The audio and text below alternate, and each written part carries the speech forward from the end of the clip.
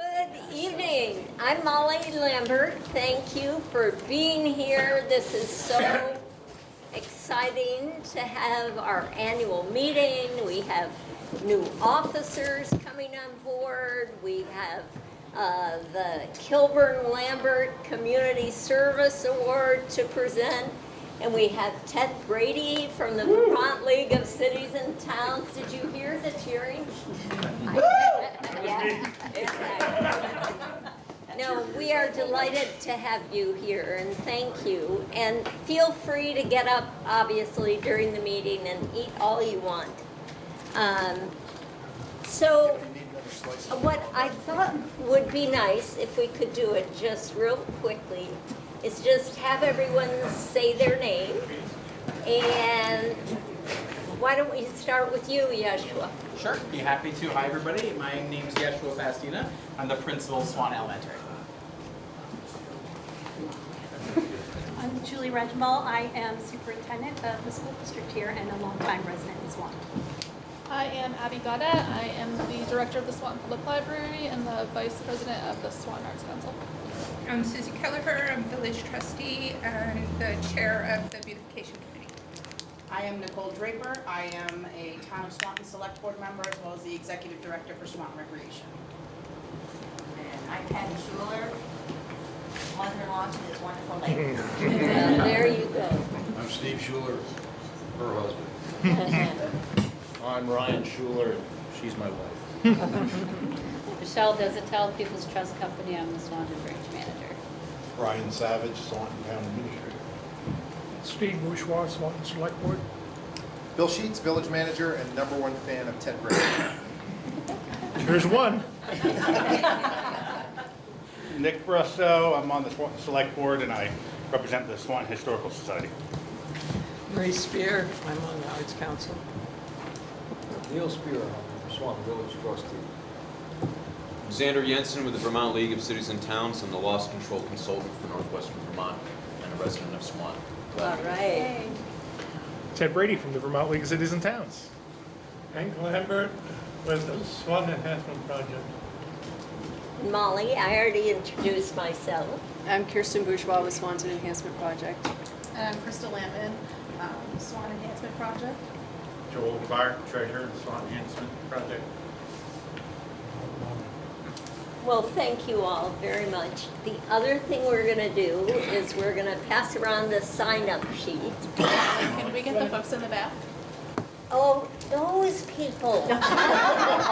Oh, there are, oh my. How, I'm sorry. Why don't we start with you, Tim? Tim Smith, director of Franklin County Development. Denise Smith, director of the Vermont Council on Rural Development. I'm Matt Walker, state representative for Swan and Sheldon. Betsy Fournier, chair of the Swan Recreation Board of Directors. Judy Simon, executive director of Swan Arts Council. You already got my answer. We got you, but you just changed seats. Do you want to go again? Did you want to be introduced again? Well, again, thank you all very, very much for being here. We're back here for We're going to pass around the sign-up sheet. It will just help Hank when he does the minutes to know who is here. You can just pass it. You can, Chris, pass it, Joel. Thank you. So the first thing on the agenda is the election of new officers. And the proposed slate is Kirsten Bourgeois as chair, vice chair Crystal Lampman, treasurer Joel Clark, and secretary Hank Lambert. He's coming out of emeritus status to be an officer. At any rate, are there any other nominations or discussion or anything that you would want to bring up? Okay, then may I have a motion to... I'll make the motion to approve the nominations. Okay, thank you. And a second? And again, any further discussion? All those in favor signify by saying aye. Aye. Unanimous. Oh, thank you, thank you. Okay, I'm done now. want me to take it from here? Oh, yeah. Oh, thank you, Molly. Okay. So the next item on the agenda, we're going to spend 10 minutes talking about the highlights of what SEP has accomplished over the last year.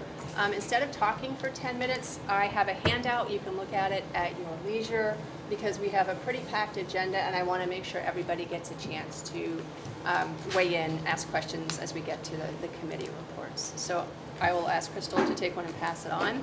If there are any errors in that, please let me know. It's been sort of an iterative process for the last couple of days, and you know, open to suggestions. So now I'd like to turn it over to the selection committee for the presentation of the Gilbert Lambert Community Service Award. Can't add. I can't wanted yet. to say, I wanted to back up a little bit and add to your description is that I had a meeting in the village complex earlier today, and I was meeting with what's Heidi's title, Bill? Grant manager. Grant manager, project specialist. Uh-huh.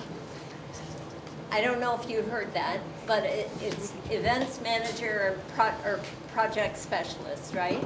Grants manager. Yeah, grants manager.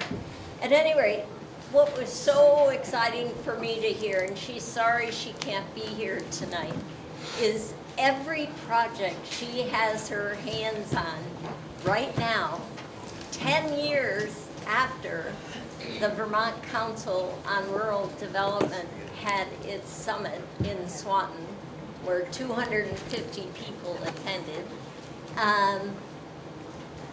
Those projects that she's dealing with today, all of them are an offshoot of that event.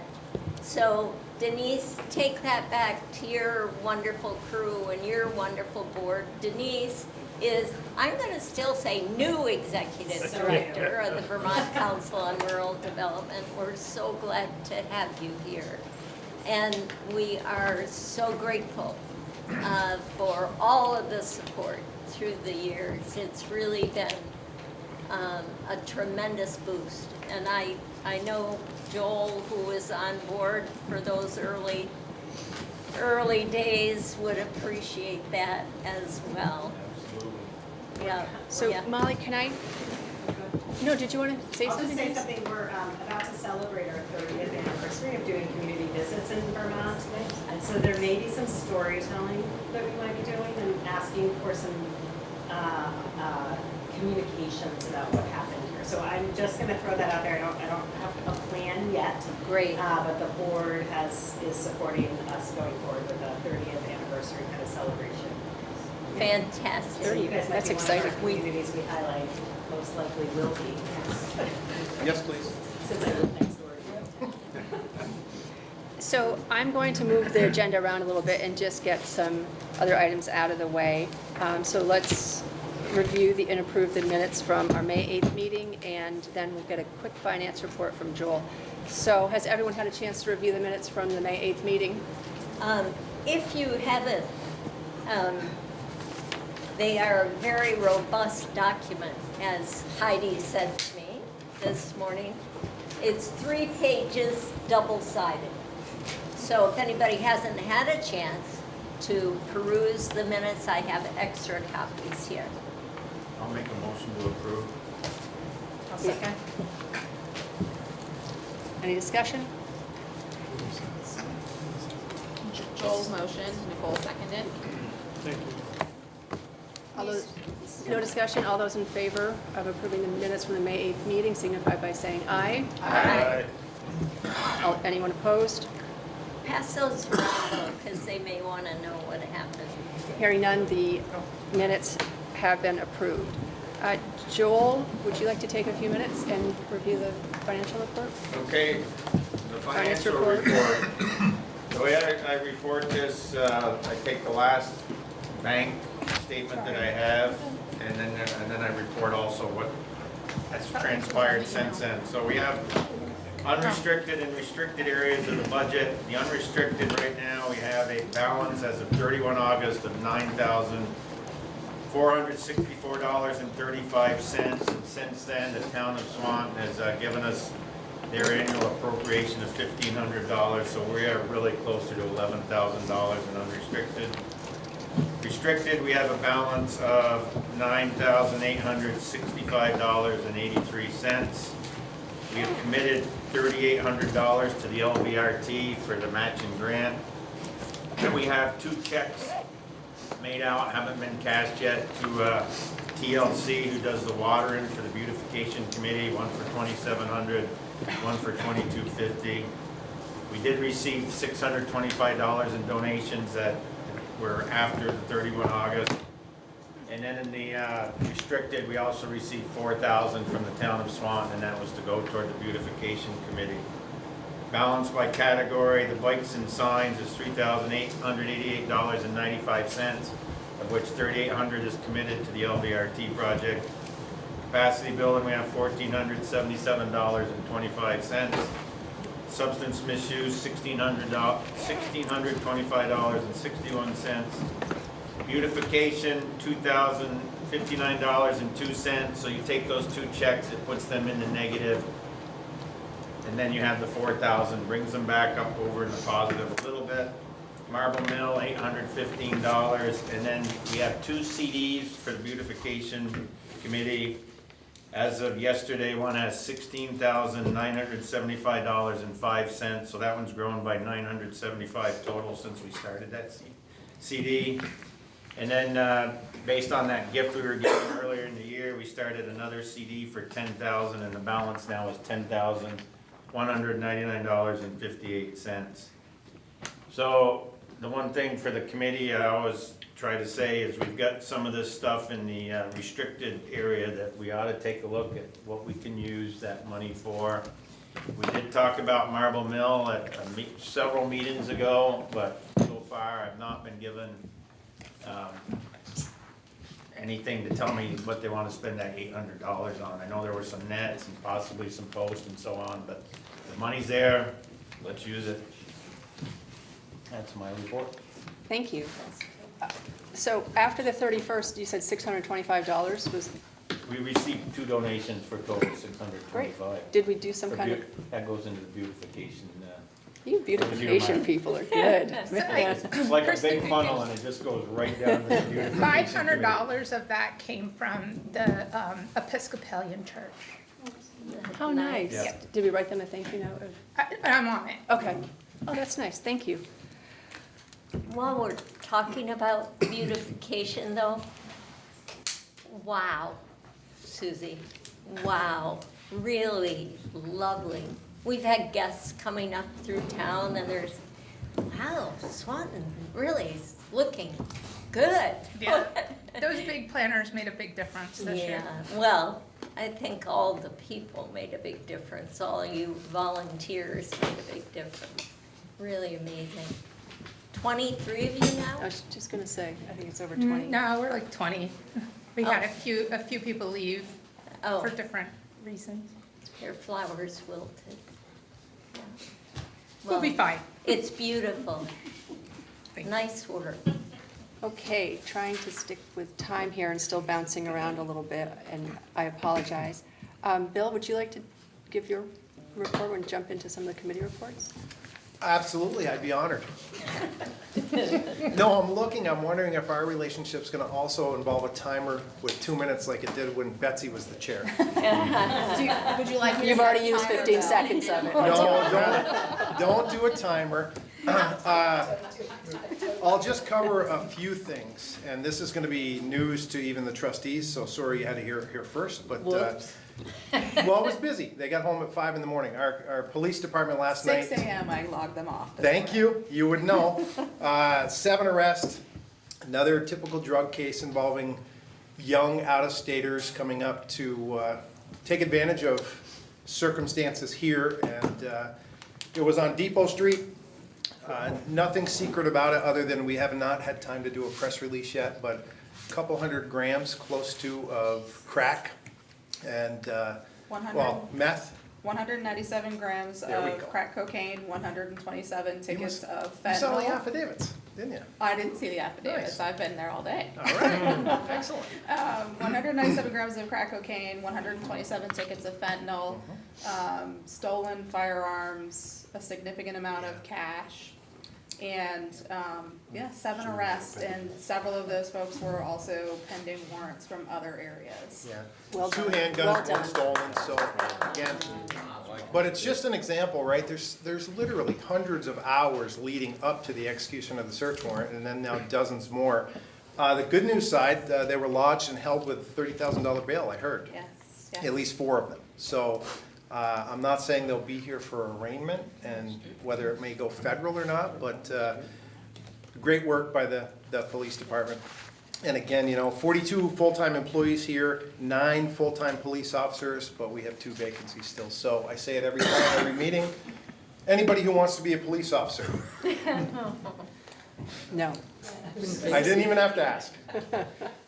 Moving on, just very brief updates. We have 4 months remaining in our $8 million wastewater treatment facility upgrade.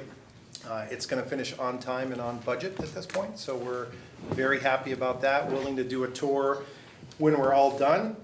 The electric department next door, I think many people know that we had in the second try a successful bond vote to build an electric facility next door at 124 First Street.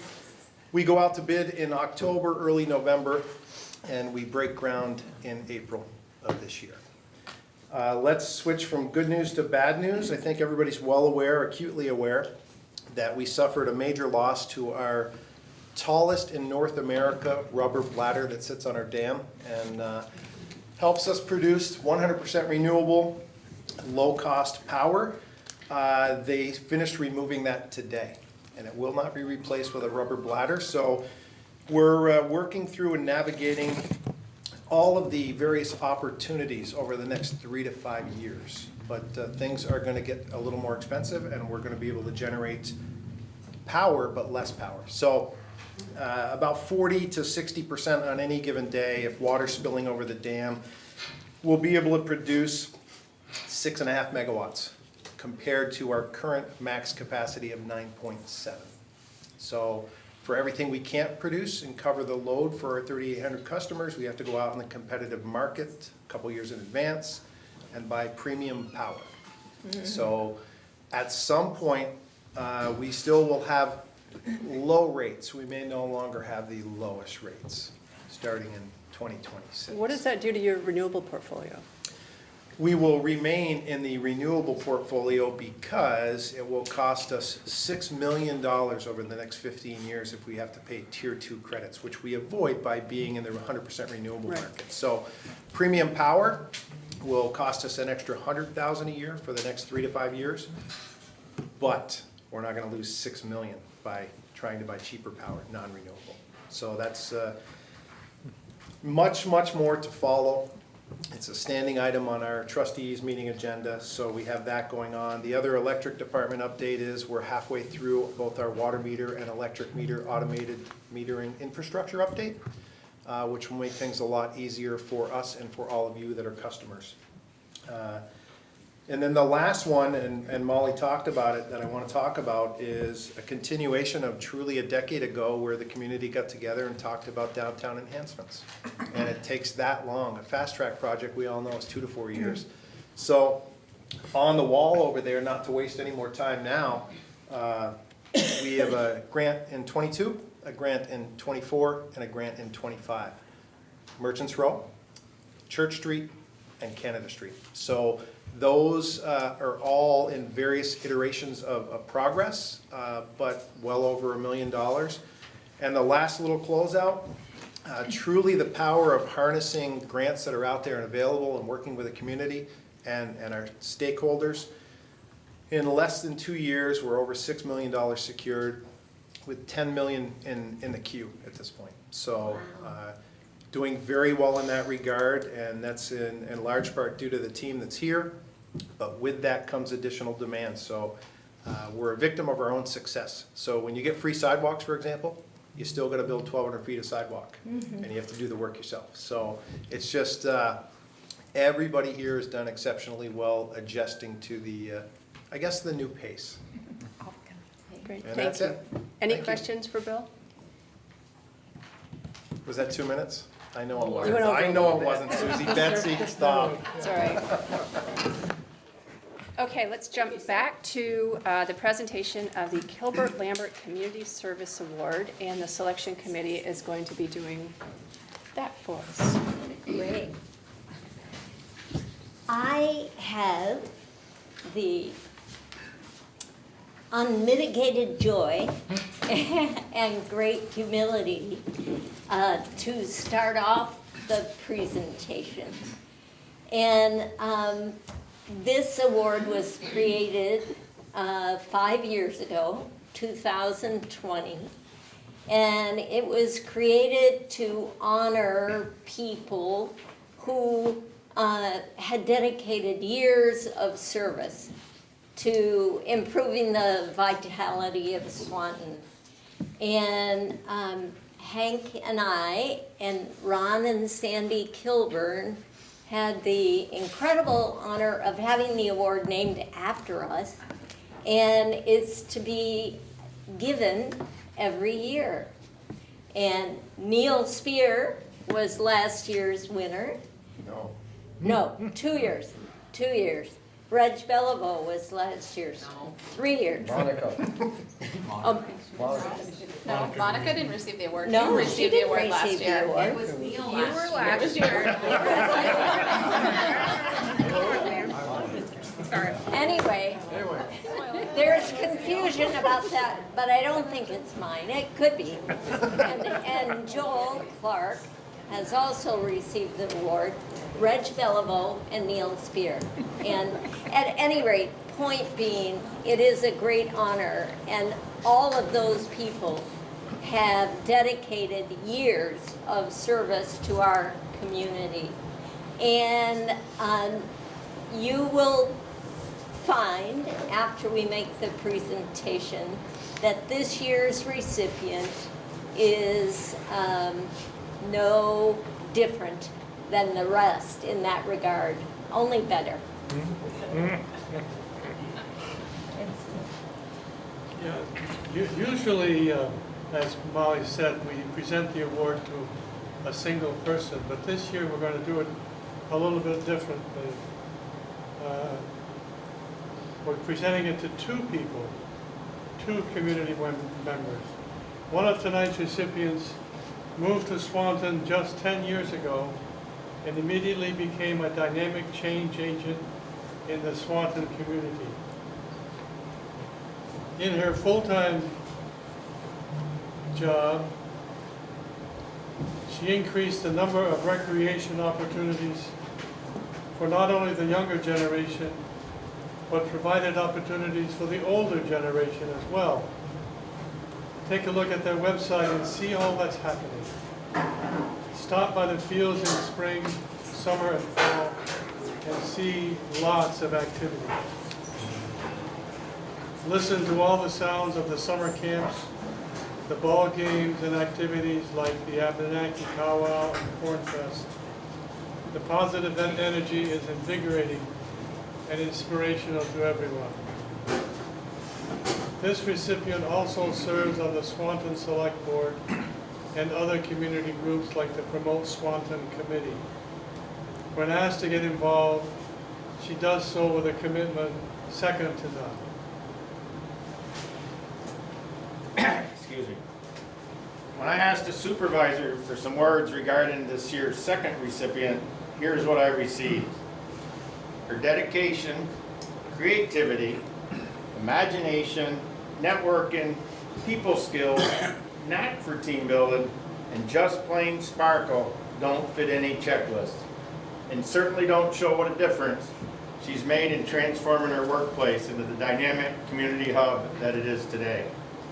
Her innumerable above the call of duty kindnesses to the community, delivering books to the household, sending cards to the sick, nurturing kids who need it, solving people's problems, and so much more, have shown what libraries, excuse me, at their very best can be. She's a gem. Her passion and dedication to the library is beyond anything we could have hoped for. And again, that's a quote. when I asked for the information, I thought I was gonna have to work on it, and they said, nope, that was good. I'm quite sure you figured it out by now. The 2025 Kilburn Lambert Community Service Award is being presented to Abby Gaudette and Nicole Draper.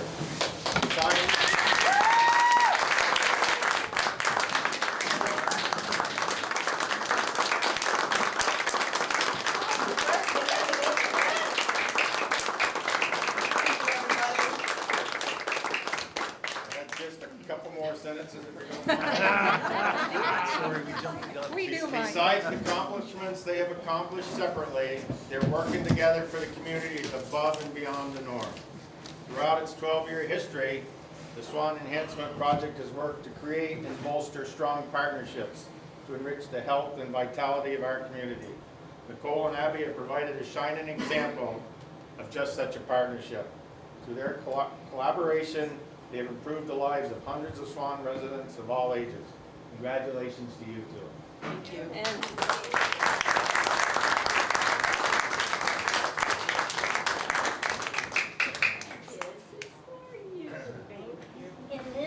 These swans were painted by Nicole Gadbois, and she had to know their birthdays. We don't tell anybody who's receiving this award, because she wanted to do their birthday month flowers on it. Wow. You have blue roses. Ooh. Yeah, and you have cosmos. All right. All right. Anyway. Thank you so much. Thank you. Oh my goodness.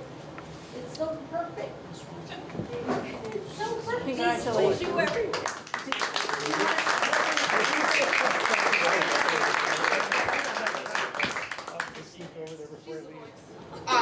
I just want to thank all of you in this room, because it's because of you all that we're empowered to do the work we do every day. Looking around, seeing all of your faces, knowing that we're working hard every day to make Swanton a better place for us all is something that we strive for. Absolutely. So thank you again for all that you are and letting us do what we do, or try to do our best that we can. Thank you. Thank you.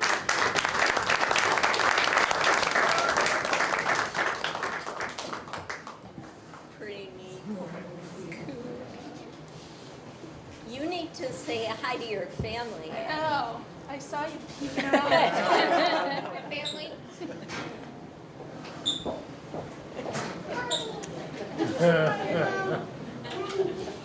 Oh.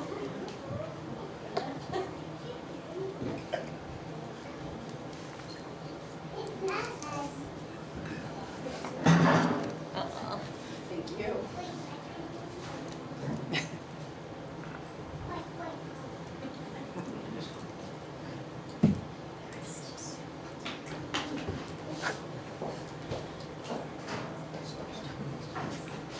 Yeah, it's like another piece of furniture. I'm really excited for it, actually. We gave one out for the youth award for service, and it was a little bit larger than this, but we talked about how we wanted one of our own someday. So. Yeah. You manifested these. Go ahead. Right. Welcome, Ted. So, yes. So we're moving on to our guest speaker, Ted Brady, who I found out just today, he and Tim Smith, who is also here, are two of the top 10 influencers in the state of Vermont. Whatever that Not accurate. means. But, No one knows what that means. I don't, what does that mean? At any rate, when I knew I was going to get to introduce Ted this evening, I asked him for a brief professional bio, and this is what I got. Tell them Ted is tall. Ted works with Vermont League of Cities and Towns, and Ted has had many other jobs. Perfect. No, that's enough. No, it's not. I can never not take advantage. This is all true, but Ted is not just tall physically. Ted is tall in his love of Vermont and Vermonters. He is passionate about the idea of public service and the privilege of being a public servant. It's also true that he works with the Vermont League of Cities and Towns, but he's the executive director, in case some of you don't know that. And he also was the former state director of rural development for Vermont and New Hampshire, in which he worked his magic and managed hundreds of millions of dollars of loans and grants for rural communities in those two states who are so much better because he was in that role. He also was Deputy Secretary of the Agency of Commerce and Community Development, and in that role he oversaw housing, economic development, tourism and marketing, and historic preservation. Finally, what's most important for those of you that don't know Ted, he is a man who is known in our special state of Vermont and beyond as someone with intelligence, creativity, vision that helps him get good things done. And finally, he does that with integrity and compassion and kindness. Those are the signatures of this guy. Thanks, Molly. I can tell you on something. Well, not much, just a little. You heard our financial report. Thank you, Molly. You're welcome. Let's start off by saying there's another important thing about my time at Rural Development. It was right after Molly's time at Rural Development, and I'd just like to say I gave out more money than she did. Undoubtedly. Well, thank you so much. I'm going to try my hardest to share a couple of visuals when I'm talking. So let me try to bring this up. It may or may not work, and if not, it's not a big deal. Hey, could you pass me that blue folder?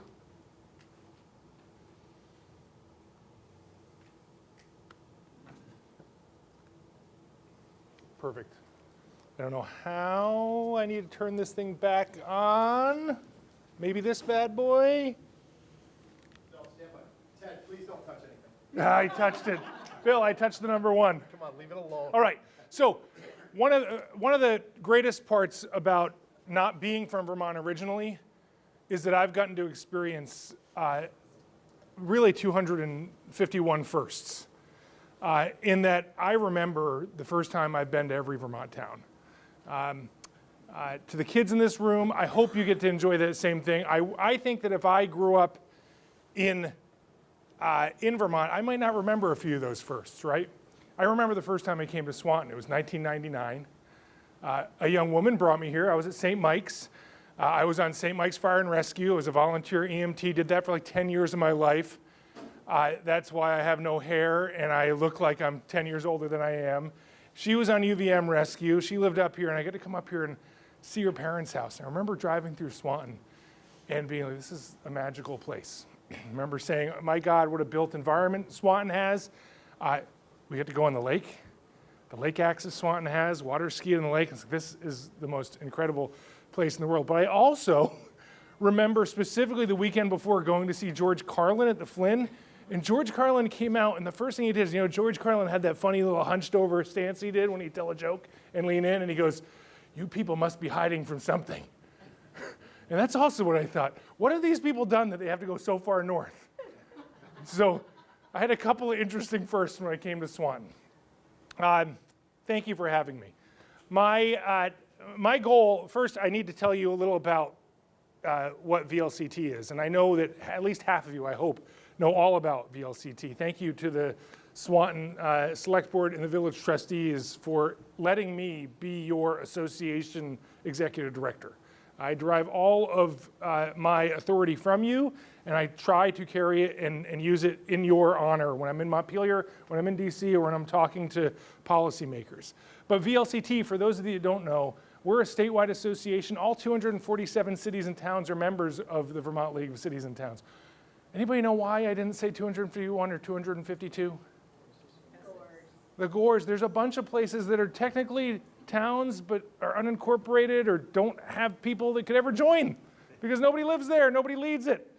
And then another 146 units of municipal government like the Swanton Village, which is not technically a city or a town, or things like your Regional Planning Commission are also members of the league. We do 5 key things right there. We provide support to municipal officials. We provide knowledge to municipal officials. We build handbooks. We write articles. We give legal support to municipalities. We represent municipalities in the legislature. I know a few of you have served in that building and have seen us many times. And we provide insurance. Xander is from the League of Cities and Towns. He works on our insurance arm, the property casualty liability arm. And finally, our goal is to connect all of our members together so they can share best practices. Why have I decided to work for the League of Cities and Towns? Why have I decided to be in municipal service, to be in local government? Some would say it's because I failed miserably at the federal and state level. I prefer, thank you for the laugh, Denise. I prefer to think I realized that the biggest influence you can have in somebody's life is at this level, is at the local level. It's where literally the rubber meets the road, where you talk about bladders on dams, where you talk about law enforcement, where you talk about the environment, where you talk about the way that Abigail and Nicole are touching lives. There's not a federal office holder or a state office holder that will ever experience what these 2 women experience on a day-to-day basis. They've got bigger egos, they think they're doing more, but I have found the local level is where it's all happening. If you don't believe my hokey-tokey stuff, I just ruined my joke here, you'll get that in a second. I spent the last 2 weeks reading town reports. The Vermont League of Cities and Towns has a town report contest. And I read through 65, 66 entries of town reports. And one stuck with me, and it was from the town of Stratford. Anybody know where Stratford is? Yeah, it's kind of the middle of the state, right? South central, middle, yeah, east central Vermont. In Stratford is the Stratford Meeting House, one of the coolest buildings in the state of Vermont. And for years, I have questioned, where does my logo come from? And while I was reading the Stratford Town Report, I learned that we stole it from their meeting house. And sure enough, I went through some archives and found that we did in fact steal it. So I'm stealing something else from Stratford tonight, which is a quote from the town report. In the front of the town report, there's this dedication and this historical note, and it's about 2 pages, and it's written by somebody in 1974. And it was all about the risks that the town of Stratford and villages across Vermont are facing from globalization, are facing from people from away moving to these towns and making them into something they're not, that they haven't been in historically, and the concern that they're going to lose their sense of place and their sense of being and what it means to be a Vermonter. And they had this fantastic quote from this woman who was a Nobel Prize winner for literature, Danby resident Pearl Buck. The strength of a nation is in direct proportion to the strength of its individual communities. And that was kind of the punchline of this whole thing, which is without local government, without our local communities, everything else falls apart. When I was at RD, I used to use this fantastic quote, which was that less than 20% of the population in the country comes from rural America. 80% of the armed forces in America are represented by rural people, rural Americans. It's a wild stat. It's a little lower now, but it's still a crazy idea. Without rural America, without these small towns, everything falls apart. Pearl, unfortunately, was run out of Danby because she bought the entire village after moving there. She wrote some incredible novels in the 30s and 40s, and she fell in love with Danby, and she decided she loved it so much she was going to buy the entire downtown and try to revitalize it. And everybody that lived there for the last 100 years said, we think we'd like to have a say in what we're going to do. So if you don't want to listen to her, you can listen to the only president that I believe was ever born in Vermont. Sorry, Fairfield. All right, no, there's a little controversy about Chester Arthur. No, no. Claims to be born in Fairfield, Vermont. All right, all right. Just in case he was born in Canada, I go back to Silent Cal, right? I go back to Calvin Coolidge, who has this other fantastic quote that I felt I didn't need to put this slide in here because we have Abby and Nicole here, so you're already inspired. And Calvin Coolidge couldn't really inspire anybody because he was real quiet and talked real softly, but he had this fantastic quote about local self-government is one of our most precious possessions. It is the greatest contributing factor to the stability, strength, liberty, and progress of the nation. It ought not to be infringed by assault or undermined by purchase. It ought not to be abdicate its power through weakness or resign its authority through favor. This is where it is at. So that's why I'm here. I want to, if you don't believe people from 100 years ago, believe the Secretary of State's office. So Sarah Copeland-Hanzis actually just commissioned this great thing called the Civic Health Index. 35 other states, I believe, use the Civic Health Index. It's a measure of your state's civic health, going from things like volunteerism to voter participation, trust in media, people looking at media, actually diving into these things. And there's this fantastic number here, stats that you can't read from that far away, so I can say whatever I want, about local government and trust in local government. And the first one is the percent of Vermonters with no confidence in national government dramatically increased since 2013. This is going just to 2020, imagine today, from 30% distrust to 51%.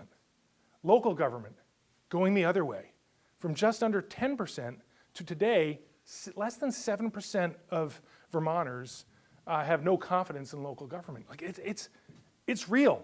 Local government is trusted and it is effective and it's doing incredible things. So, oh no, what I wanted to do, see, I keep blowing the punchlines. What I want to do is just share, and Denise, I didn't know you were going to be here, so you could give this presentation better than I could. I want to share three examples around Vermont that I think preach, put into practice what Cal and Pearl were talking about. One is this great initiative that Denise's group, VCRD, the Vermont Council on Rural Development, and the Preservation Trust of Vermont have been working on for the last 2 years. It's the Village Trust Initiative.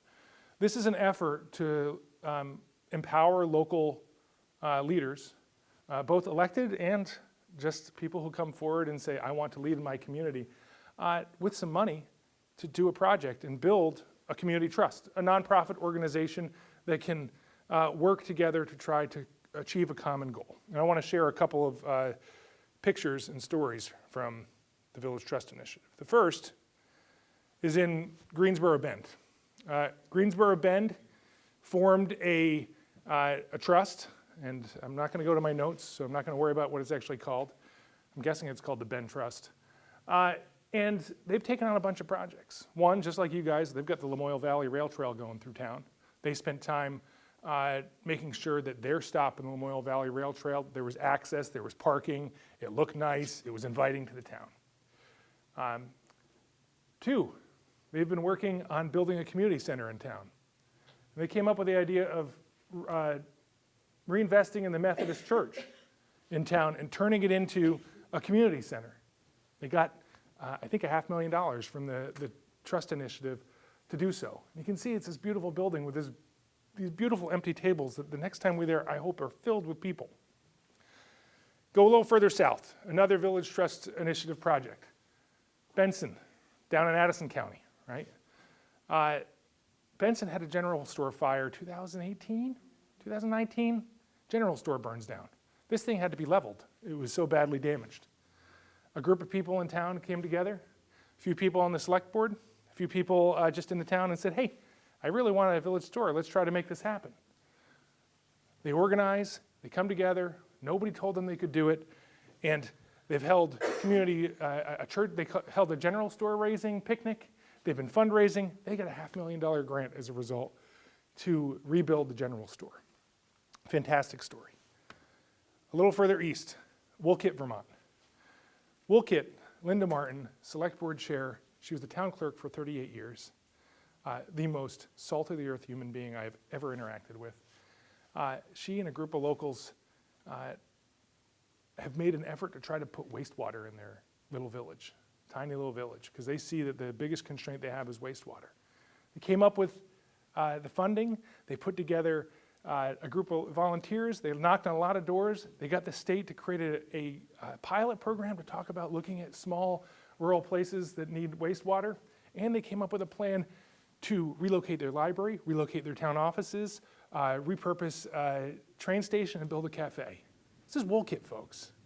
You know, it's a tiny little town, best known for Buck's Furniture, right? Remember old Buck's? I went to Buck's once and got ripped off. So that's the Village Trust Initiative.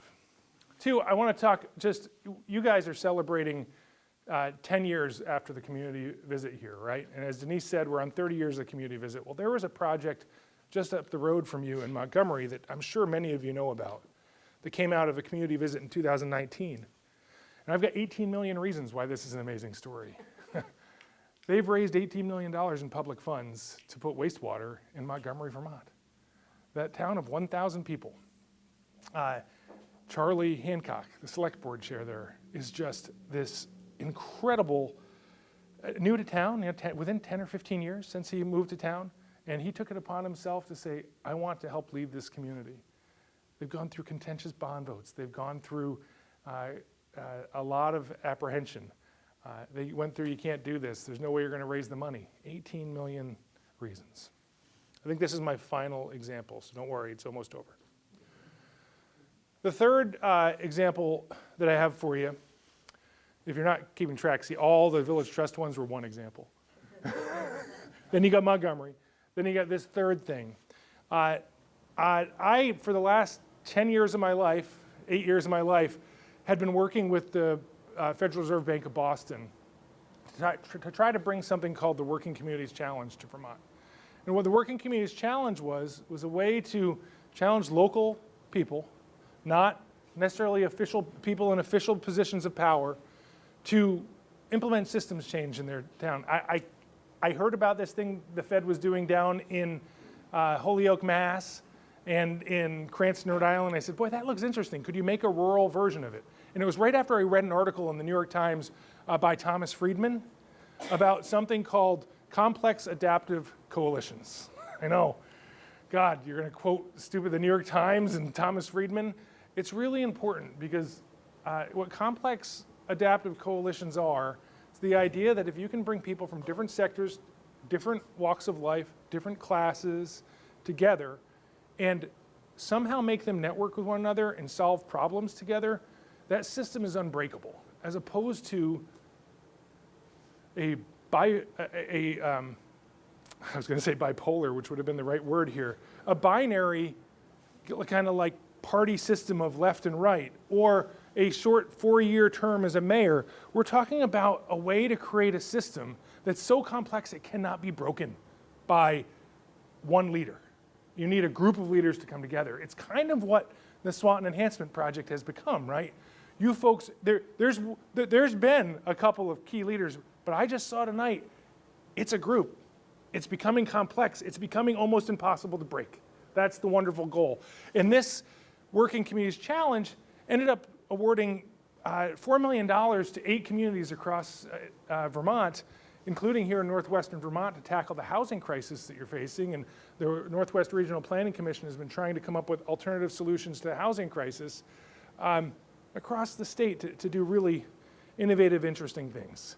And each one of these 8 groups has been led by local people. The Fed and the state watched on the side. Molly's on the board, the steering committee. There's about 10 other local officials that are on the steering committee. And it's been a fantastic effort to try to create these complex adaptive coalitions. Now, okay, a bunch of hooey, right? I am almost done, I promise you. I just need to start reading off these 18 pages of notes. I would like to point out that it's nice to think that the reason you do all this stuff is to make change. It's nice to think you do this out of selflessness. Going back to how I met this woman from Swanton, who was on UVM Rescue, one night I was sitting in the driver's seat of the ambulance in the garage, And this guy, his name was Capuano, was sitting next to me. He was a psychology student. Always beware of psychology students, right? They're always messing with you. And this guy says to me, why do you think you enjoy doing, why do you do this? Why do you do fire and rescue? And when I say I'm like some 19-year-old guy, I'm such a good person. I like my community. I care about people. I just want to help. And he looks at me and he goes, BS. You do this because it's fun. And I sat there and reflected and said, oh, you're so pessimistic. You're so cynical. Then I looked up. This is a true story, which is wild. I look up, and on the back of the garage door of the rescue garage is a bumper sticker that says, if it's not fun, why do it? And it had been sitting there for my entire life, right? For my entire time with fire and rescue. I never noticed it really in a way. And I realized something. There is some truth to what he's saying. And I look at what we do as local leaders today, and if you choose to engage in the national level, you choose to engage in that state level, it's really important work. But right now, it's not fun. It's not fun to read about it, never mind to be in it. It's fun to be at the local level. Yes, there are bad days. There are days when gadflies show up and read you the riot act about a decision you've made or you have to make or something that they think you've done that you haven't. It's still a little fun. And I hope you all, as you're sitting in those meetings late into the night, recognize that that is part of the reason you should be doing this. And VLCT exists hopefully to make it a little more fun so you don't have to stress out about legal questions. You can call us, all those wonderful things. So my parting message for you is, in these times of national difficult conversations, I think it's time for all of us to get down with your town. And I hope you'll take that seriously. And I hope you'll invite somebody else. Nicole, the fact that your whole family's here tonight, and Abigail, your family, I hope these kids get down with your town. It's where you can make a real difference. It's where you can change the world, to be a little bit trite. And I really appreciate everything you're all doing here in Swanton. It's a model for us at the League. I look to this group. I'm on the board of ECRD. I quote Swantonians, especially these two right here, frequently. And I'm on the board of the Preservation Trust of Vermont, too. And we talk about some of the cool things happening in Swanton regularly. So thank you for letting me say a few words. I hope it was at least not too boring. And get down with your town. Thanks. Yeah, as long as other people will answer them for me. Any questions for Ted? Oh, Denise. Are you selling those bumper stickers at the town fair? I should. We're not there yet. This is still an experimental message. I feel like it might be a little too cute or too 70s-ish, but my brother, we were sitting on the beach one day, and I was telling my brother as I was sipping on an IPA about this idea, and he made a bunch of these bumper stickers for me and sent them to me because he liked the idea, but what does he know? I'd wear it on a shirt. Yeah, absolutely. I would too. All right. Oh, yeah. Take some orders. Any other questions for Ted? Thank you so much.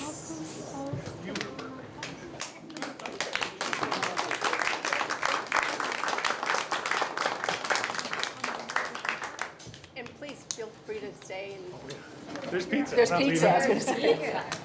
We have his laptop. There you go.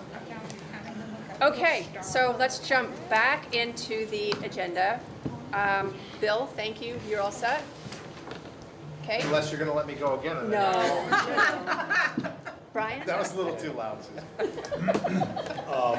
Okay, well, I'll report quickly on the activities of the town government over the last few months. It's been a busy summer, in addition to being a hot summer. The couple of major events were, of course, the LVRT rail trail under the guidance of the chair of the select board, Joel Clark, is actually happening and is about ready to open. And it's actually beautiful. If nobody has gone over taking a look at it, please do so. It's a big improvement to the neighborhood there, and we're trying to get in touch with the governor's office to call all 2 years ago, we were gonna have a groundbreaking ceremony, but it literally got washed out because the heavy rains came and washed out parts, a good portion of the rail trail, so that all had to be delayed. So we said, well, we'll wait until it's constructed. Here we are. So stay tuned for that. We hope sometime in October. The other thing that was done, a major project this year, has been taken a while to get to. Most people don't know where this road is, but there are people who live on it. It's the Swanton Hill Road, which is a very steep hill with a curve in it. Very few people live up there, but the hill was reduced by about 7 to 8 feet. We blasted the rock right out of it, lowered the bed down. It is safer for, well, we have a very experienced road foreman, Kevin Lepan. I think most of the town know Kevin. Has been driving trucks since he was 8 years old. Not for us, but pretty much he has been. And that hill in the winter scares him. He's an experienced truck driver. There are people, as I said, that live up there, so if they're getting a delivery from one of the local appliance stores or lumber company, whatever, or somebody in a truck in the winter, the potential for disaster. So that's been taken care of. And I haven't gone, I encourage everybody to take a drive up. It's a few miles from here, and take a look at it. And our town highway crew did all of the work on that project, saving us hundreds of thousands of dollars. The only thing they couldn't do was obviously do the blasting, but that came in cheaper than we had originally thought, so we're in good shape there. We also have conducted a fair amount of paving in addition to the Swanton Hill Road. There were other roads that were paved, including some extra. We got a grant from the Agency of Transportation. We did a stretch on Palm Shore Road and County Road. They desperately needed it, but we didn't have the funds available, but they came through with the grant. So that all the paving has been completed now for the season. What we are doing next will be, we have to fix a culvert on Brooklyn Street. There's a storm drain there that the village is well aware of. It is an illegal drain, it's been there for years. It's going right into the sanitary system. So we're going to be, they're going to disconnect that. We're going to be having the flow through the ditches of the end of Brooklyn Street and carry out so that it's being properly drained. That we hope to get that done in the next few weeks. We have also on the other side of the business, the paperwork business, the village or the town select board and this is going to be going before the town select board and the village trustees. We're in the process of writing an ordinance, but I've worked with, I've gotten input from the village manager. We've got Susie Kelleher and I, the trustee, working on it. We've gotten input from Chief Sullivan of the police department. It's going to be a local health and safety ordinance to clean up some of the properties that are a disaster in this town. And it was all set to go. I think we got it pretty good, but then we found out that there used to be a state law to regulate public assemblies, public events that would draw a crowd. That was repealed somehow, so we're going to add language in for that, just for safety purposes. So when that's ready to go, we'll be forwarding that to the boards for their consideration. This will be a town-wide ordinance, so it will apply to the village. And Susie has volunteered to be the enforcement officer for that. She is already the town health officer. She's doing a great job there. So stay tuned with that. Let's see, we've got a few other things that are cooking. The town plan was revised, of course. The zoning bylaws have now, the revisions that were done to that comply with the new plan have all been put in place. It also applies to the village properties. And I probably left out a lot of things that changes by the day. And this job that when I took it over 3 years ago, well, first thing I found out, I kind of knew it, but that you have your day planned, and the minute the phone rings and your plans just go out the window, and you have to adapt and do what needs to be done at the time to be done. So if I missed anything, Joel or Nick, you're good. That's it. So you're good. Okay. Thank you. Thank you. Any questions for Brian? It's a quiet group. Must be the pizza. Library, Abby. And Abby, just before we start, if those boots go missing, they may be at my house. I literally look for any occasion to wear them. They're since I they're got them. I'm excellent. trying to get my use Congratulations. out of them. The library's got a lot going on. We've got a lot of cool partnerships happening right now, some really amazing grants. We just got a big grant from the American Library Association it's called the Big Reads Grant, and it centers around a book of poetry that has to do with gratitude. So we're kind of trying to skew our plan to grateful for our community, and we're going to pull in a lot of community partners. It's going to be a lot of programming. There's going to be some book discussions as well. We also are working with Crystal and Yeshua and the NVU and NCSS in the village of Swanton to spend some opioid settlement funds to support families in the area. We're going to be using some of those funds for camps and teen programming. I'm really excited. Our first teen night of the year is tomorrow night, and I have another teen program running right now that has a bunch of kids coming to it, and I'm really excited about that. Our numbers had sort of dipped for a little bit there, and they're starting to pick back up, which is really exciting to see teens coming back to the library.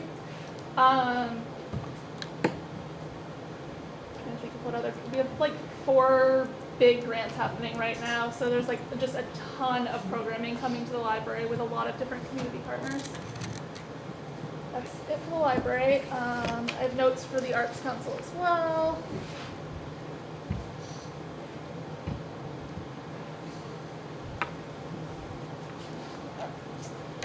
The Swanton Arts Council continues to work on our mission to establish the artistic presence and develop the creative community.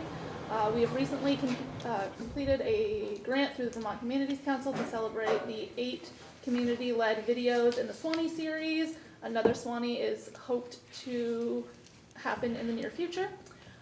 We funded over $4,000 of free art events this year. We have received additional funding from Vermont Community Foundation to do a series of community-generated murals.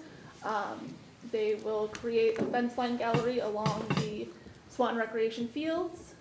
The 2025 Emerging Artist Award recipient was Olivia Honsinger. This year's theme for the Edwin Church Award is they're going to be working with us on our gratitude grant, so the theme is going to be gratitude. That's pretty much. Thank you very much. That's quite a lot. Any questions for Abby? Abby, what about the administration of all those grants? That must be a tremendous It's a lot. load. It's a lot, but it's fun. Yeah. It's like you said, don't do it if it's not fun. So. Right. Well, Thank you. Thank you. The school district. Hi everyone, so I'm Yeshua Pastina again. I'll be representing MVSD. And as was said, I'm new to the actual Swanton schools, but for the past 5 years I was the principal of Highgate Elementary School. I also happen to live in the village. My children attend Swanton schools, so when the opportunity came up, I felt quite ready to take on that challenge. My children are 1st, 3rd, and 6th grade within the 2 buildings.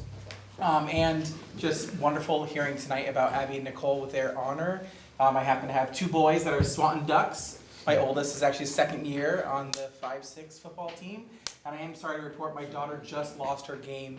She's a soccer player in the Red Ravens, and they did not beat Enosburg tonight. If you were all dying to know, 34 teams. I want you to get to know I'll cross that off my list of things to report. Yeah. But I'll give you just kind of a few different updates about the district in general. I don't know if you've seen kind of the buzz around on social media, but MVSD Schools did approve a school resource officer for our 3 elementary schools, which has been very well received. It's Officer Chad Para, which you may know, who is also a resident within our local communities. We did put a post on Facebook welcoming him and got truly a lot of love for Officer Para and a lot of good positive comments about him being within the elementary school. So it's been a really great positive change having him in all of our elementary schools. And of course, we do have a long-standing position at MVU. And for Swanton schools in particular, you probably notice when you drive by, we're under a lot of construction this summer. We are renovating tons of areas of both buildings, but some work that's really needed to be done specifically in Babcock. And some of that includes, we're talking parts of the roof. You probably see it's still some of the outside is still being worked on talking about beautification. We're trying to do that over there at Babcock. We also have done tons of plumbing work. If you walk through all the hallways are new tile, beautiful walls. The bathrooms are pristine. All of our plumbing's fixed. New floors in the gym. I mean, we're talking Babcock, if you haven't been in there for a while, has really been revitalized. Our HVAC system is the main work that's being done. Very similar work that was done at Highgate a couple of years ago to really make inside the building feel amazing, all new upgrades, all those things. But with a building of its size, it is taking a very long time, which was expected. So about half of the building will not be done until December. So a couple of our first grade classrooms and all of our second grade classrooms have moved over to our central building. So where I am located, my office is located, so we have just over 400 kids there, because we have about just over 600 kids in total between the two schools. So if you didn't know, we're actually a pretty large school system for our area. And just more with Swanton, as I've kind of come on, we've worked on revamping our master schedule, which just dictates all the core classes for all of our different classrooms.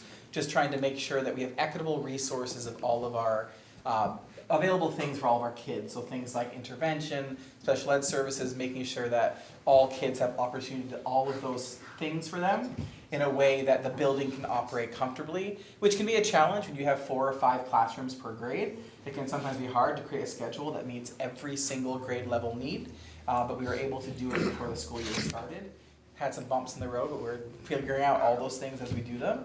The other thing about Swanton is some feedback that we've kind of collected from our families was around our behavior systems. Are we being, of course I'm going to forget that we're making sure we're being consistent with how we're responding. So we have made some shifts over the summer with a behavior matrix that was provided to families around how we be responding to behavior in a very systematic way, so parents understand if these things happen, this is how the school's going to respond, and myself and the assistant principal will be the ones that make sure that's consistently being followed through. We've gotten some nice positive feedback about that so far for Swanton schools. And then last, for MVU Middle and High School, you probably also saw that they held their annual homecoming parade on Friday, September 12th. They had a really great turnout, perhaps some historic numbers from what we're told. The athletic teams decorated floats, marched up Canada Street, and students attended the homecoming. They had with outdoor dance, they played games, and they danced all prior to the fireworks that also happened that night, which was very exciting. It's not happened for quite some time, so great to have that back. But that is the update from DSD schools. Thank you. That was a great update. Great. Any questions?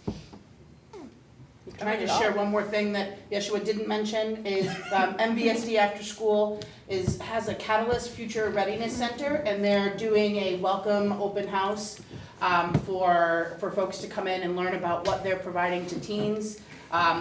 College career workshops. They did a fabulous internship program this summer, and they're really working to give our kids more opportunities in workforce development. So I'll leave this for anybody that is interested in looking at it or attending. Please come by, and or if you have a local business or local opportunity, their team leader liaison would be very interested in talking to you to build that relationship and network. Sorry, Yeshua. Thank you. Can I add one more thing? Sorry, I always do this.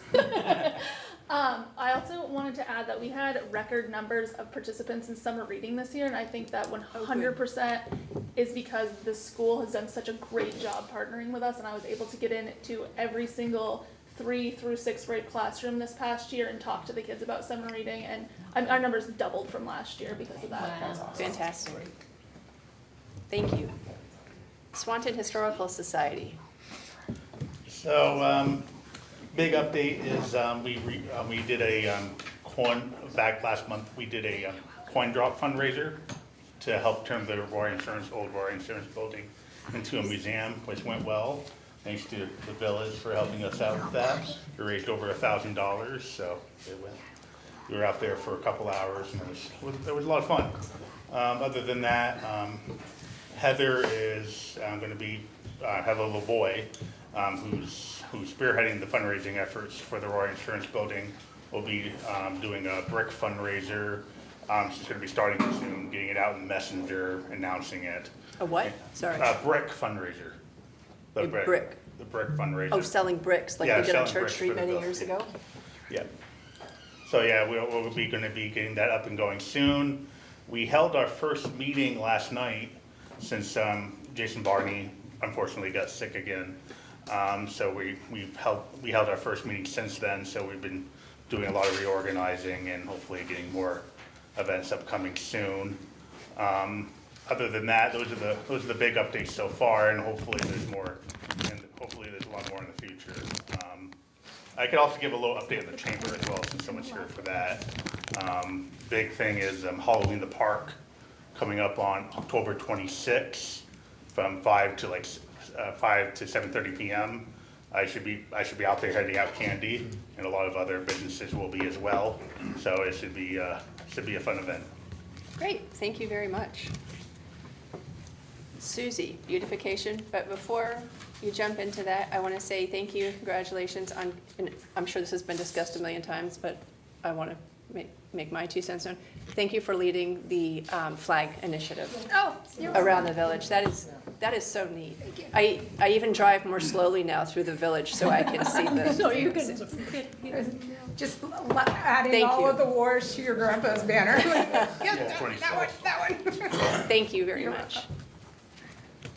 Okay, so 2025 recap our accomplishments. We installed 3 42-inch pots on key intersections.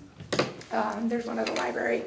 There's one at Canada, and then there's one on Memorial Way. I added 2 pots over by the canoe access, over across from the VFW, and then we added the garden at Creative Heart. Some challenges that we faced is, based on the first 2 bills that we received from TLC watering, we estimated that the watering costs were going to be about $9,000, which is not sustainable for us. It ended up coming in at $7,175, but that's still 48% of our budget. So we're looking at ways to work on the watering costs. Right now we're discussing doing a request for proposal, but I'm also in talks with Nicole about how Parks and Rec can get together and make something sustainable in that area. So due to the cost of the watering, I'm not sure that I'm going to be able to plant 10 total trees this year, but I'm going to see what the budget is remaining to allow me to plant some shrubs. The first 2 key shrubs I want to plant are some white panicle hydrangeas over at the VFW mural, just to spruce that up on either side. And then I was in talks with Joel about building a bed underneath the mural so that we can plant flowers there. There'll be a red, white, and blue theme. We had vandalism in the Village Green Park that cost the village. It didn't come out of our budget, it came out of the village budget, $3,000, slicing hoses and messing with the timers. So in talks with Dean, because that's a burden to the village on top of the $5,000 that I already get from them, is that going forward, he'll do the soaker hoses, but if they are vandalized, then we have to replace the hose, or he's gonna put in a cutoff valve and we'll have to go and hand water. Those are our options. And then we've lost 2 longstanding members over these watering concerns, which is unfortunate, but we're going to have to just move on. So for next year, my 2026 plans is I'm going to cap the watering at $5,600. I've capped the planning budget at $5,200, and that I got the estimate for it. I came in at $4,149.67. I have a 4-year plan to switch a lot of the garden beds from annual heavy to perennials. So overall, that will by the end of the 4 years, we'll save 75% on our annual budget and Makes be able to sense. put more into the pots and put more pots out. We're taking out the beds at the post office and we're gonna replace those with pots, so the flowers that are there, we're gonna just move to other spots. We're adding 2 pots in front of Lanew's white apartment building between the post office and Cody's. We're gonna add 1 pot over at Cody's so that all of Grand Avenue has flowers from the library to the corner of Canada Street. I have other things I have planned, but I want to go on forever and ever. So if you have any questions, just let me know. Thank you very much. And the village did look fantastic. Thank you. And despite the drought and I'm sure watering is challenging, so thank you. Crystal. Sure. So as Abby mentioned, we have been working, the Healthy Communities Subcommittee has been working with the library and Yeshua at the school system. We've also been working with Christy up at MVU and with NCSS to bring the Screenagers docuseries. So we have a 3-part series that we're calling Raising Kids in the Digital Age. And we will be showing the docuseries on October 8th at 5:30 p.m. in the MVU Theater. The first screening will be geared towards parents and students in grades 7 through 12. The second series has been updated. The docuseries portion has been updated to really focus on elementary school age children.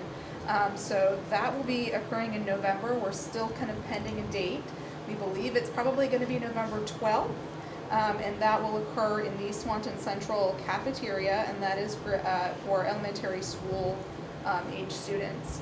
And then the third docuseries is going to be at MVU on December 3rd at 5:30 in the MVU Theater. And the third portion of the docuseries focuses on the ways that social media and screens can play into substance misuse and mental health concerns. So the documentary overall explores the role that screens can play in family dynamics and education, how screens are affecting the mental well-being of young people, and it offers solutions for adults to help youth navigate this digital age. We'll have community discussions that will occur after the viewings with Dr. Strokoff from NCSS. There will be childcare provided thanks to Abby and Nicole's amazing young people that they work with.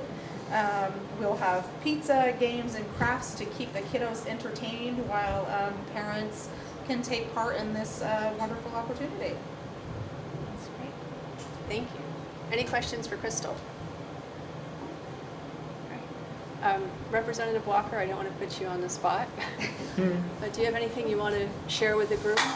And we can invite you to our next meeting too. You should never give a politician a chance to speak. I definitely would need a 2-minute warning from that perspective, but I would say congratulations, ladies, for your award, well deserved, and the town does look, the town and village looks pretty amazing. I'm sorry to hear about all the water troubles, but it certainly worked because it looks pretty incredible, and the flags I particularly enjoy as well. I'm glad the JC Image sponsored one of those.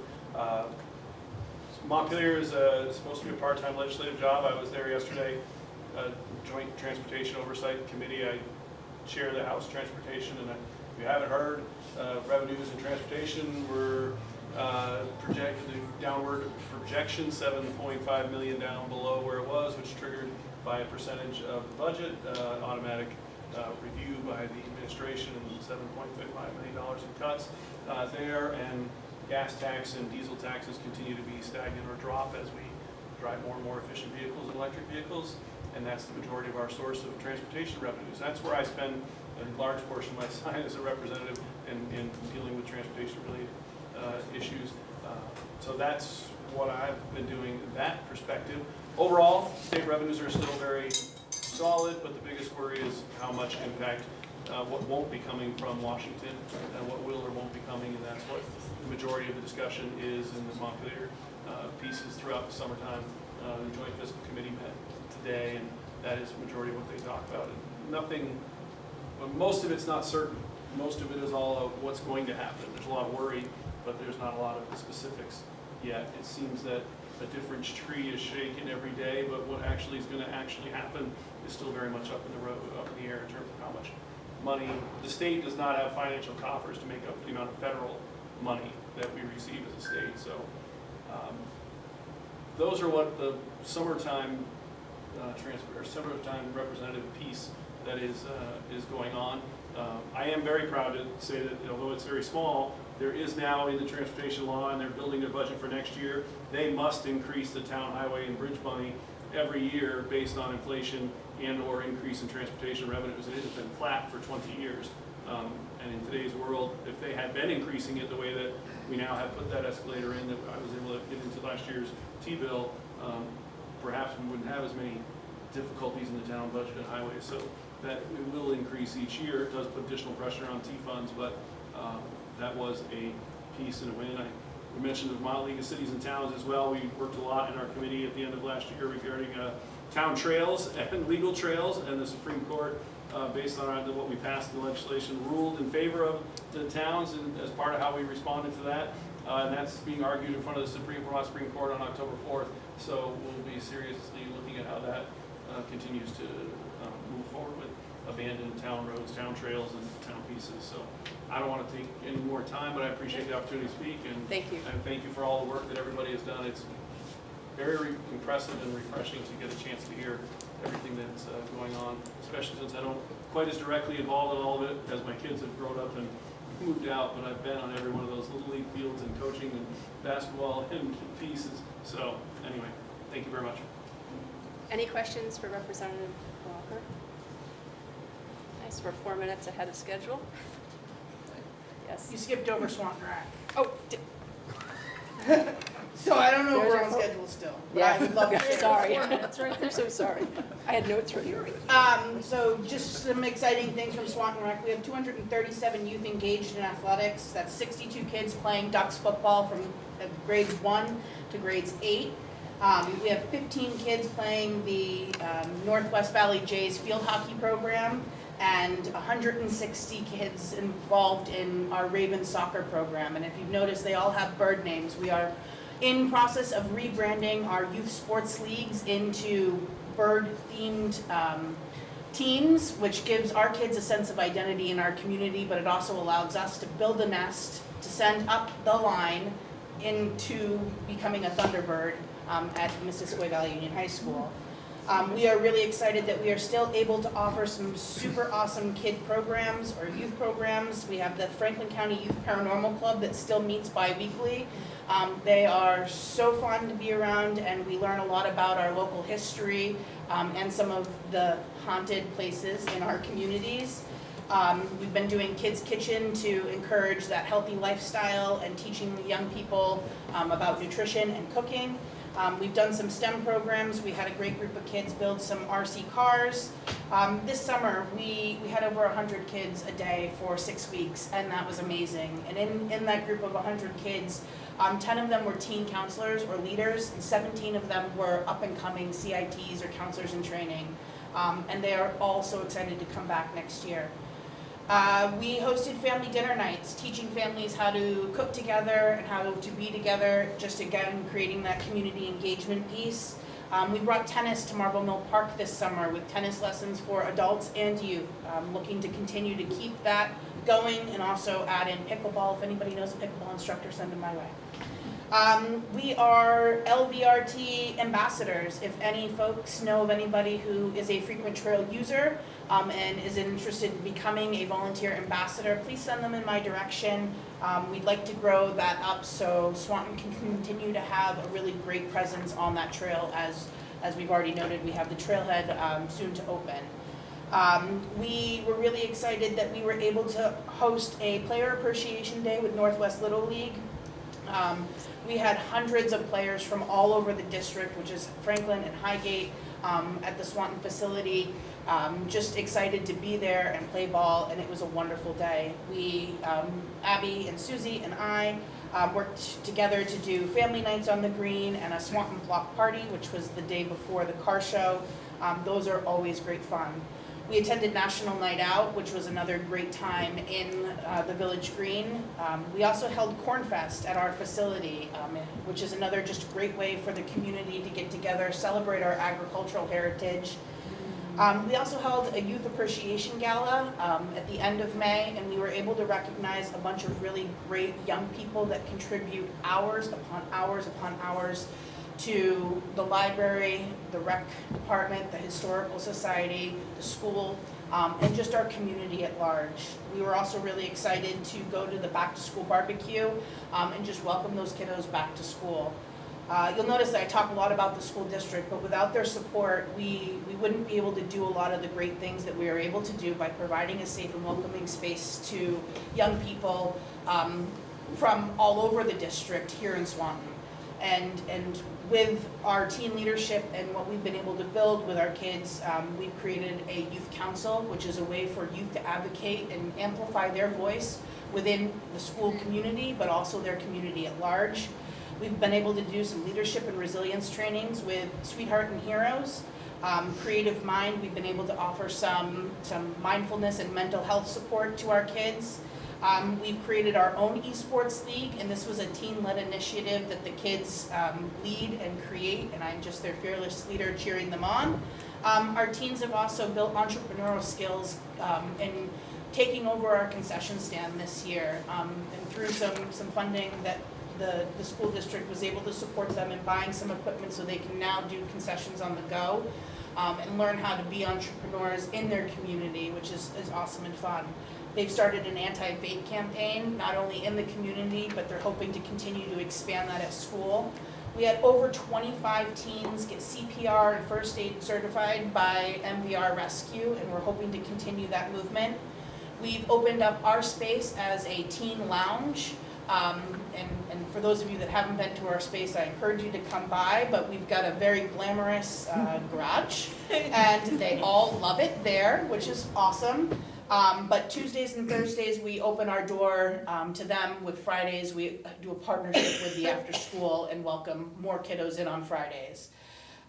We were able to do some placemaking with our teens. They did their own version of a chair affair, so throughout the rest of this year and moving into next year, you'll see some cool Adirondack chairs being placed around the community as a way for community members to sit down and conversate with each other. The teens thought it would be a great way to help create that conversations in the communities. They were also able to pack up wellness kits for their peers this summer and continue to provide those through other community resources, not just again in Swanton, but Highgate, Franklin, and in Alburgh.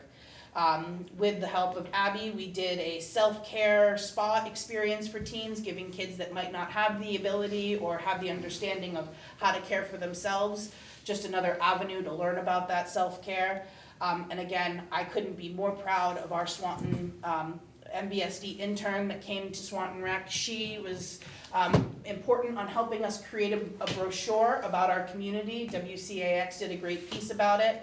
And this is just a way for people to learn a little bit more about what we have to offer and our resources. And with the help of Northwest Regional Planning, they gave us a nice map to put on the inside. And you'll see this really fancy QR code. This is another project, not just the rec department's working on, but the support of Earl Fournier and Susie Kelleher. We've worked on creating what's called Promote Swanton. Through that initiative, we have worked with a design consultant on creating a very interesting and unique sign that we're going to use as a welcome sign, welcoming people to our community. As you've seen, our welcome signs are quite faded and old. This is a new, fresh look, so people can really see all of the hard work that at least the 10 years I've been here, we put into our community. We've also worked on several other different things. And this is a slideshow. You can find this hopefully on the town website because Christina's amazing. But about, showing about all the upgrades and highlights that we have coming and using wayfinding and placemaking to continue to amplify those in our community. We've also made great changes to our website, so keep posted on that, where we're trying to make it more user-friendly so that folks not only here in the community can go to one-stop shop to ask get those answers to those frequently asked questions, because people still don't know who the town is, or who the village is, or who to call for what, or where.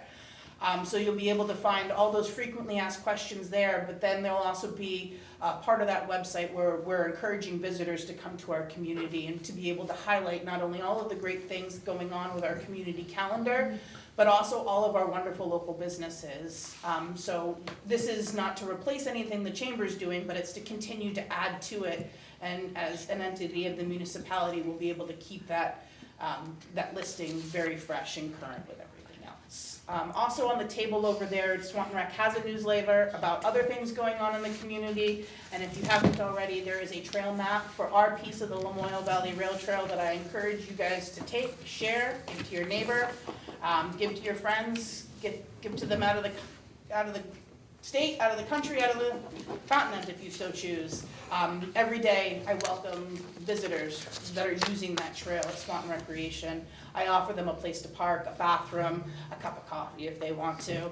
And I've met a lot of really awesome people coming from all over the country to utilize that asset. And I'm so excited that they choose our community to be the first stop on that journey. So that's all I have. Thank you very much. It's nice to hear that the tennis is back at Swanton Rec too. I did that as a kid. If you ever want to see Gumby play tennis, that's where I lived. Any new business? Or have I missed anybody else? Maybe I should use these glasses. Anybody else have anything? Any new business? Any comments, concerns, questions? Mr. Spear? I'm gonna stand up, not that I'm as tall as Tom, but I'd like to personally congratulate these two ladies, Nicole and Abby, and also Joel for this award, because as it was to me, it's a very special award. There's 4 people that it's named after. 10 years ago is what instigated the pep rally for Swanton Town and Swanton Village. And there could be no greater an honor of having this award named after those 4 people. And I also want to thank the community of Swanton, like Tom was saying, or Ted, sorry. I'll take Tom. Tom was saying it's all about the community. And I was glad to see Ted's information that Vermonters are gaining more confidence in their local government, because being village president for 25 years, we had some ups and downs. It wasn't all fun, but in the long run, we've got a hell of a community here. And I hope the younger people stick with it. And I thank all our leaders and the teams that bring us together. Thank you. Thanks, everyone. Did you have one more? Yeah, I have a question. Sure. Not to add to my thing this time. I remember a while ago we talked about having a youth committee member. Is that still on the table? I have a few ideas, as I'm sure you do, of people to maybe nominate. I don't know what the process would be. Yeah, we would happily accept a youth member. One of the things that, well, we've got proposed meeting dates, and one of the things that we've been talking about as a committee for the upcoming years, that we really want to celebrate Swanton. So that's the theme of our upcoming meetings, is Celebrate Swanton. We'll be inviting folks to present really in that kind of, who are the folks that make Swanton the incredible place that it is. So we would love to have a youth representative as part of our steering committee. You know, and Abby, I think at the same time we spoke about, did we want to have a separate event highlighting our youth, or do the youth membership on the board? And we were kind of going to leave that up to so we had started to talk about that. We really want to do something to celebrate the young people that are doing wonderful things in the community. When you talked about that the youth outreach or the youth leadership council that you have, we would love to do something to celebrate all the work that they're doing. Yeah, love that. Yep. Great idea, thank you. Anything else? I have one last thing, because I wear one last hat. For those of you that also don't know, I can't believe it. I'm a board commissioner on Northwest Regional Planning, and if you haven't had an opportunity, the draft Northwest Regional Plan is out. It's out for review. We are now taking comments and questions and concerns, and this is the last time that we're accepting those, as they've done a series of open houses. and somehow they wrap me into the Plan and Policy Committee, and I'm not quite sure. But again, I'm out here getting outreach to make sure that every voice in this room has an opportunity to share what their vision is, not only for our community, but what our community in our region. So if you have a chance, go ahead and check that out, or I'm willing to let somebody borrow my paper copy. Anything else? Thank you. Thank you, everyone. Thank you, Ted, for joining us. It's always good to hear what's happening. Kirsten said you'd be hilarious. She was wrong. Wow. You were pretty funny. And Anything else this evening? Just a little bit over, but that's okay. Do you have a motion to? I think you need a motion to adjourn. Yeah, I was just going to ask for that. Yeah. May I have a, Joel? Yes, I'll make that. Do I have a second? Neil? second? Sure. Okay, we're all making seconds now. Any discussion? All those in favor signify by saying aye. Aye. Thank you very much, everyone. Thank you.